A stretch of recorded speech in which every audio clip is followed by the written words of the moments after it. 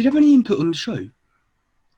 Yes, I did. Well, it was interesting because I was not just a director, I was what we call the supervising director, which meant that I oversaw everything, every aspect. That's why, as much as I know all the process, time-wise, I try not to get into it. I usually have a producer who tells me, oh, you got 10 minutes to do this or 2 hours to do that. That's great. I need that because I was focused totally on the creative. I did not have the time to make other directors who would be under me. When you're a supervising director, you usually work with other directors. But because of that time, I took on that whole thing, which meant I did the editing as well. I worked with the editors. So I'm sorry, I forgot your question. What was your question again? Did you have any input on the show? Yes, that's what I was talking, input. And you can see clearly the simple answer is yes. What I didn't have as much, well, I did have some input even on the story, because before I got there, Lloyd and Peter were plotting out the series. Originally, it was going to be, we wound up doing 52. My time there was 52. There was no set run of how many episodes. They went for as long as we can go. But I was really contracted to stay on for as long as I could. But it was so intense. But in the meanwhile, I would go over the stories with Lloyd, and sometimes I would say there were things that didn't work for animation, because often the writers, as creative as they are, they're sometimes creating things that can't really be drawn, or they'll come up with something that sounds vague, or they'll do something that's too much. So I was the one to say, that's too much. You can't, you'll kill the overseas studio. Oh, that's the other thing. I'm working with the overseas studio. So once it's drawn here, I'm talking to my opposite number overseas, which is another reason why I was called supervising director, because I was overseeing what they were doing. I didn't go over there, but I was in constant contact with them by phone, by emails. We didn't have Skype then, or Zoom as we do now. So it was a lot of phone calls, a lot of emails back and forth. So yes, every aspect of the show, even the music, I had a lot of influence on the music, in the sense that they would tell me, the composers would come to me and say, what do you want to hear? And I would tell them, well, again, we don't want to do, like, even everybody knew the Teenage Mutant Ninja Turtle song. That's so easy. And we went, well, again, we're harder edge. We're much more tougher. And I also wanted to impose in our music a very strong Asian feeling. I wanted a Japanese feeling, or musical instrument. And in the music with the Turtles, even if it was rock and roll, because they're teenagers, but I also remember, of course, they're ninjas. I kept always telling everyone, we're going to bring the ninja back. You didn't see ninjas very much in the original episodes. Yeah, they were called ninjas, and they had to fight a certain way, but they couldn't use their weapons. They weren't allowed to use their weapons. They weren't allowed to kill. We didn't call it killing, but they could use their weapons. We could stop. If it was a robot, they can destroy it. Who cares? But if it was against the Foot Clan, they can incapacitate them. They can knock them out. They could cross swords. In the original series, they weren't allowed to do that. So when it came to the music, I wanted a much more edgier sound, hipper sound. And so I would hear the composers with Lloyd, and we both would listen and go, oh, that's good. Or he'll say, oh, I don't know about that. And so that's the kind of input as a director you get to have. And certain stories, I even created a couple of new characters that was not in the Turtles history that, again, I had influence on. So it gives you an idea what I did on the show. Cool. Did you get to select what comments you would adapt? Well, it was predetermined by Peter, who's, again, even though I had a lot of influence on the show, it was all about Peter's vision of how he really wanted us to basically adapt the major story arcs from the comic books. One I was always aware of was City Under Siege, because that was a big turtle arc in the comic books. And we knew that we were going to build that into our series. So that was very big. We also knew that the Triceratodon story I forgot the robot's name. Future Toy. Oh, yes, Future Toy. Yes, we knew Peter really wanted to get the Future Toy. I love personally. I love the Shredder. There was something about the Shredder, and we knowing that he was a Utrom, that was interesting to me.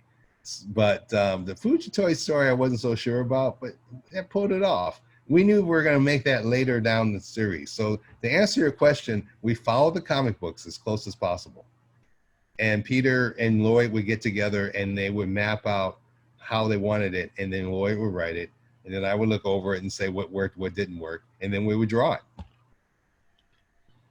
Was there any episode you directed that was cut from production? Oh, well, I knew there was one coming up towards the end of my time with them. We were always thinking ahead. It's not like we're doing these series at the same time that they're coming out. You have to think ahead. And so we already had figured out the first season and even the second season. And so by the time of the Future Toy came up, there was talk of this time travel thing they wanted to do. Oh, actually, no, I take that back. Yeah, that was coming up, but there was also a Christmas show. And I always felt that Christmas shows are like, what's the word? Besides just cliche, I think, we all want Christmas stories to be happy and very Christmassy and spiritual. And I'm thinking, well, it's Teenage Mutant Ninja Turtles. How can we do that? So I didn't want it to come off corny. I want it to feel authentic. If it's really going to be Turtle Christmas, it's got to really reflect not only Christmas, but what the Turtles were about. So I always felt like, well, let's not do any story. Let's not just make some story up.